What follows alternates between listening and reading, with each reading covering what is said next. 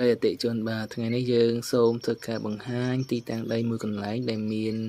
អាស័យដ្ឋានស្ថិតនៅភូមិត្រពាំងទាសង្កាត់ពងទឹកខណ្ឌដង្កោវរាជធានីភ្នំពេញបាទដីនេះនៅចំពីមុខបរិយាភ្នំមាសគម្រោងទី9នៅចន្លោះផ្លូវព្រៃសរហើយនិងផ្លូវក្រវ៉ាត់ក្រុងទី3បាទបើយើងគិតពីផ្លូវព្រៃសរមកកាន់ទីតាំងដីមានចម្ងាយ300ម៉ែត្រ